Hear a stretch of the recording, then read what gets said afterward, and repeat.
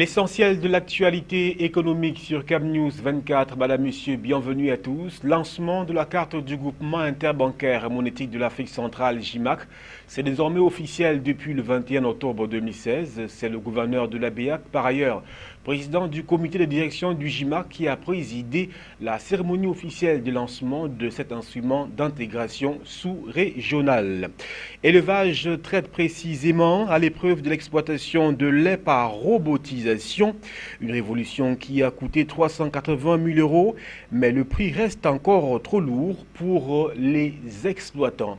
Voilà, madame, monsieur, pour la vitrine de votre programme, la Minute de l'économie sur CamNews 24. Bienvenue à tous. L'actualité économique sur CamNews 24, madame, monsieur, merci de nous retrouver pour cette autre édition de l'économie. L'économie d'ici et bien évidemment l'économie d'ailleurs également. Le vice-président de la Banque européenne d'investissement, Pim Van Balekom, a effectué une visite de travail au Cameroun. Pendant 2 jours, il était question de renforcer les relations de coopération entre le Cameroun et la Banque européenne d'investissement et l'inauguration du bureau régional de la BEI à Yaoundé. Le reportage est signé Salomon Foué, Marcel Vendor et Donald Anyuzoa.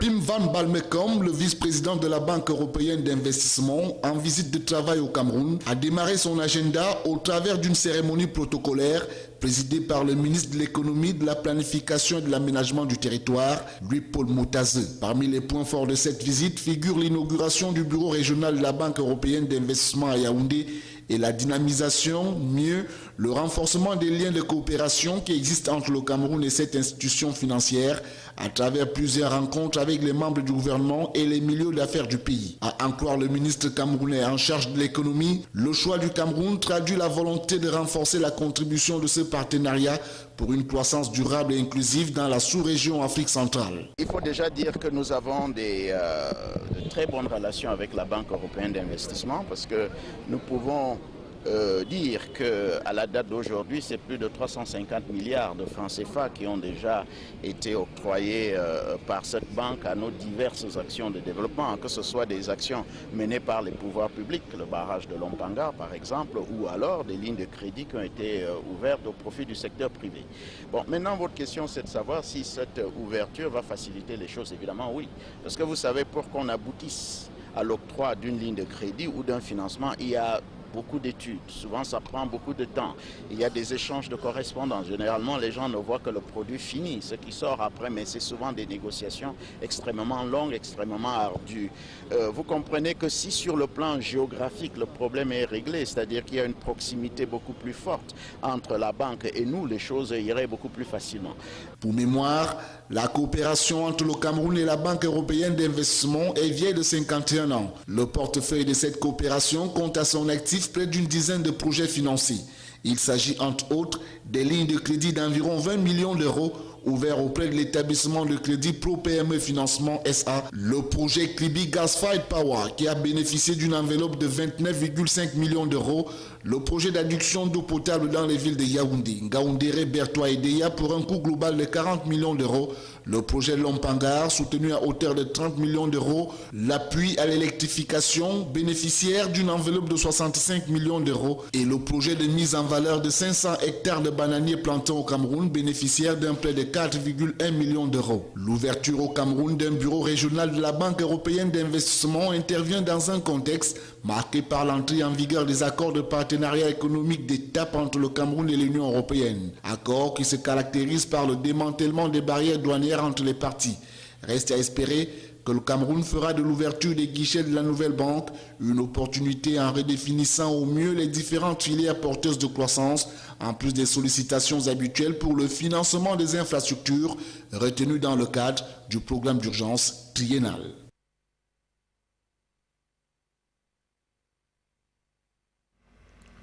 Nous vous l'indiquions en titre, lancement de la carte du groupement interbancaire monétique de l'Afrique centrale, JIMAC, c'est désormais officiel depuis le 21 octobre 2016. C'est le gouverneur de la BEAC, par ailleurs président du comité de direction du JIMAC, Lucas Sabagan-Chama, qui a présidé la cérémonie officielle. Il s'agit de la matérialisation de l'intégration sous-régionale des pays de l'Afrique centrale, du moins sur le plan de l'activité bancaire. C'est le 21 octobre 2016 à Douala que la carte du groupement interbancaire monétaire de l'Afrique centrale JIMAC a officiellement pris corps. Cette carte interbancaire sous-régionale a été présentée au public au cours d'une cérémonie présidée par le gouverneur de la BEAC, par ailleurs président du comité de direction du JIMAC, Lucas Sabagan-Chama. Il s'agit de la matérialisation de l'intégration sous-régionale des pays de l'Afrique centrale, du moins sur le plan de l'activité bancaire. La Banque centrale a pour vocation de moderniser son système de paiement et surtout de promouvoir l'inclusion financière et la bancarisation. C'est le cas que nous venons de lancer, une carte communautaire qui va permettre de développer les transactions. Les citoyens avaient pour habitude de transporter les mallets d'argent pour aller d'un pays à l'autre dans la communauté. Avec cette carte, désormais, ceux qui seront détenteurs de cette carte pourront voyager et pouvoir retirer, faire des opérations dans la semaine. La Banque des États de l'Afrique centrale, BEAC, initiatrice du projet JIMAC, qui permet l'intégration sous-régionale des banques, l'inclusion financière, la modernisation des moyens de paiement et autres réductions de l'utilisation du cash, va continuer à le soutenir jusqu'à maturité et envisage même d'aller au-delà de la sous-région Afrique centrale, notamment à l'international. La deuxième étape, c'est à l'international, notamment dans la perspective de l'interconnexion de nos systèmes de paiement entre lui et moi et la CEMAC. Donc c'est un instrument moderne qui sera aux mains de la population. C'est une carte dont l'accès est facile, le coût est vraiment dérisoire et la Banque centrale a apporté le soutien financier et logistique pour qu'on atteigne cet objectif que le conseil d'administration m'avait fixé en juin 2012. Créé le 4 juin 2012 à Douala, à la suite de la réforme institutionnelle instruite par le conseil d'administration de la BEAC au gouverneur, le groupement interbancaire monétaire de l'Afrique centrale JIMAC compte aujourd'hui 20 banques et envisage d'ici la fin d'année atteindre 30, voire plus. Secteur extractif à présent, le Cameroun s'engage dans la conciliation 2014. Le comité ITI, initiative de transparence dans les industries extractives, a organisé le 21 octobre 2016 à Yaoundé un atelier de formation au remplissage du formulaire de déclaration de la conciliation de l'exercice 2014. Atelier animé par le conciliateur Karim Louroumi du cabinet Moore Stephens. Le reportage. C'est le ministre Alamine Ousmane Mey des Finances qui a ouvert les travaux en présence d'Ernest Guaboubou, ministre des Mines, de l'Industrie et du Développement technologique, des membres du comité ITI et du secrétariat technique, des partenaires techniques et financiers ainsi que des représentants des entités publiques et privées concernées par la conciliation 2014. 12 sociétés du secteur pétrolier et 7 du secteur minier ont été sollicitées. Plutôt, la première échéance, ça concerne plutôt le rapport 2014. Qui doit être publié avant le 31 décembre.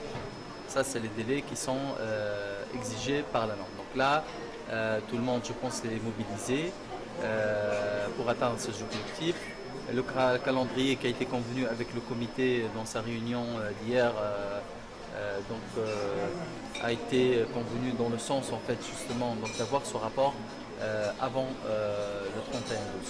Bon, après, on a le rapport également en 2015 qui devrait commencer à partir de 2017 et que en fait ces deux rapports devraient bien entendu être prêts et avec la qualité souhaitée pour pouvoir passer la validation du Cameroun qui est prévue au premier semestre 2017. Le ministre des Finances est un défi annuel récurrent que le Cameroun a depuis l'atteinte du statut de pays conforme en octobre 2013. Le bon remplissage des formulaires de déclaration étant une condition nécessaire pour une conciliation et un rapport de qualité. Alamine Ousmane Meye a demandé aux participants à cet atelier de respecter les conseils que le conciliateur leur a prodigués afin de garantir le strict respect des délais et la bonne qualité du rapport ITI 2014. Ce rapport doit être produit avant le 31 décembre de l'année en cours, conformément à la norme ITI devenue plus exigeante en termes d'impact. Parce que la finalisation du rapport d'avancement de l'exercice 2015 obéit au même impératif de délai, le ministre Alamine Ousmane Meye a invité les uns et les autres à communiquer au secrétariat technique leurs avis et commentaires sur la version provisoire de ce rapport. Pour le moins, il était question au cours de cet atelier d'outiller les personnes chargées de remplir les formulaires de déclaration de collecte des données afin que le rapport ITI 2014 soit de grande qualité comme les précédents. En attendant la fin de la mission de conciliation en cours qui va permettre la production des rapports 2014 et 2015, 7 rapports de conciliation couvrant les exercices 2001 à 2016 ont été produits par le Cameroun qui a adhéré à l'ITI, l'initiative de transparence dans les industries extractives en mars 2005 sur instruction du président de la République, Paul Biya. Forum national d'échange entre Bayam Salam et autres acteurs du secteur informel, FEISABI, la 4e édition se prépare. C'est ce qu'on a appris au cours de la conférence de presse dédiée à cette occasion. De la boue à l'assiette, consolidons les acquis, c'est le thème original qui va orienter les festivités prévues du 9 au 13 novembre 2016 à Douala. Benoît Ndokmo, Justin Totourma. De la boue à l'assiette, consolidons les acquis, c'est sous ce thème que s'annonce la 4e édition du Forum national d'échange entre Bayam Salam et autres acteurs du secteur informel, en abrégé FEISABI, et la grande foire du Cameroun qui aura lieu du 9 au 13 novembre 2016 au Club Camtel de Bépanda. En prélude au dit événement, s'est tenue à Douala ce 19 octobre 2016 la conférence de presse préparatoire. Ce qu'il faut en retenir, c'est qu'il sera question lors de cette messe nationale du secteur informel de vendre des denrées alimentaires à moindre coût grâce au transit direct des produits des agriculteurs et artisans sur le site de l'exposition. Il y aura également une marche de soutien aux Lions indomptables organisée le 12 novembre à l'occasion de la CAN féminine. On note aussi une descente pour remise de dons à la prison centrale de Douala et aussi avec à l'appui le paiement des amendes. Un projet soutenu au niveau national par le ministère des Petites et Moyennes Entreprises, de l'économie sociale et de l'artisanat et à Douala par la mairie de Douala 2e. Il est à noter que la 4e édition du FEISABI, qui est à portée nationale, se tient pour la première fois à Douala. Et Mme Marie Bilo Ambala, présidente nationale des Bayam Salam, déclare qu'au-delà de cette initiative, le groupe entend investir dans d'autres actions telles que l'éducation sexuelle des adolescentes et la promotion des TIC chez les jeunes femmes.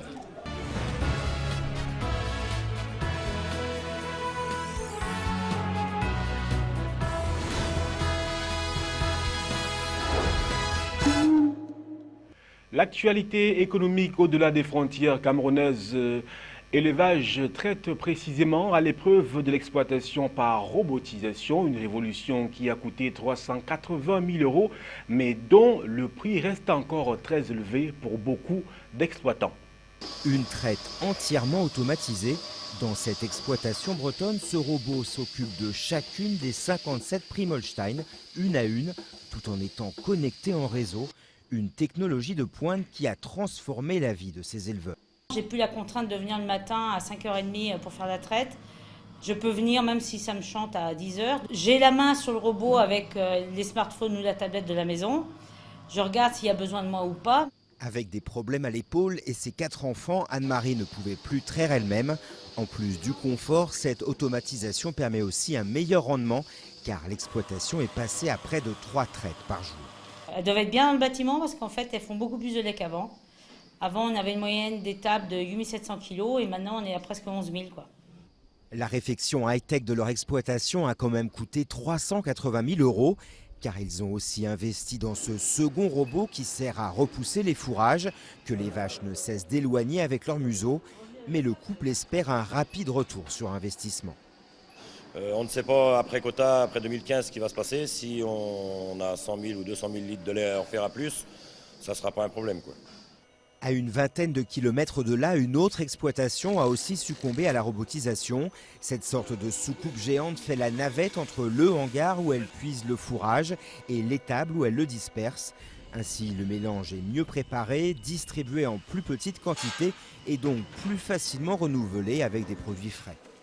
En quotidien, ça a changé des heures d'astreinte parce qu'habituellement, il me fallait entre 1 heure et 1 heure et demie pour alimenter mes animaux tous les jours. Aujourd'hui, ça me prend que, admettons, on va dire 5 minutes. Comme ces deux éleveurs, ces 10 dernières années, quelques 2800 exploitations françaises se sont équipées d'au moins un robot de traite. Mais le coût reste encore trop lourd pour de nombreux exploitants.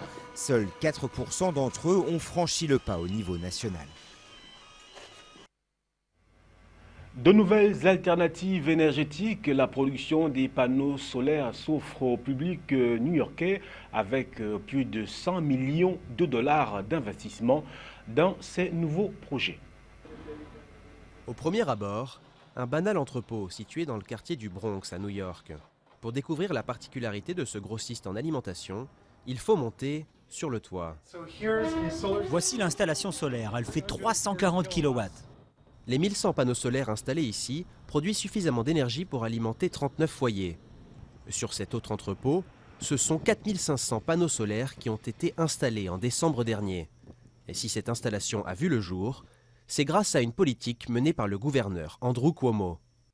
Cette politique a vraiment aidé à mettre en place d'importants projets commerciaux dans l'État de New York et particulièrement dans la ville de New York. Car depuis sa mise en place en 2012, c'est plus de 100 millions de dollars qui ont été investis dans des projets solaires publics et privés dans l'État de New York. De plus en plus de New-Yorkais cherchent de nouvelles alternatives énergétiques devant les prix prohibitifs de l'électricité dans la ville. Charles Fate a monté son entreprise presque par hasard en 2008. Aujourd'hui, il voit ses effectifs exploser. J'ai monté ma boîte tout seul avec juste mon BlackBerry et depuis mes effectifs doublent, triplent même chaque année. Le gouverneur Cuomo espère étendre l'initiative jusqu'en 2023 avec un financement additionnel d'1 milliard de dollars. L'objectif est ambitieux, créer 13 000 emplois et réduire les émissions de gaz à effet de serre de 2,3 millions de tonnes chaque année. Mais pour les adeptes du solaire, l'argument est avant tout économique. L'électricité représente la moitié des dépenses de l'entreprise. C'est bien plus rentable d'installer des panneaux solaires sur le toit. Si son essor se poursuit au même rythme, le solaire à New York risque d'avoir encore de beaux jours devant lui. Le chiffre de jour à présent, il est de 4 milliards de francs CFA et il symbolise le montant destiné à la construction de l'autoroute du port de Kribi au Cameroun. Avant de clore ce programme économique, le rappel de la titraille, lancement de la carte du groupement interbancaire monétique de l'Afrique centrale JIMAC. C'est désormais officiel depuis le 21 octobre 2016. C'est le gouverneur de la BIAC, par ailleurs président du comité de direction du JIMAC, qui a présidé la cérémonie officielle de lancement de cet instrument d'intégration sous-régionale. À l'étranger, l'élevage traite précisément à l'épreuve de l'exploitation par robotisation, une révolution qui a coûté 380 000 €, mais dont le prix n'est pas aussi aisé pour tous les exploitants. Voilà, madame, messieurs, c'est la fin de ce programme réalisé par Yves Ansem Tadioufo et Mo Bachir. Au revoir.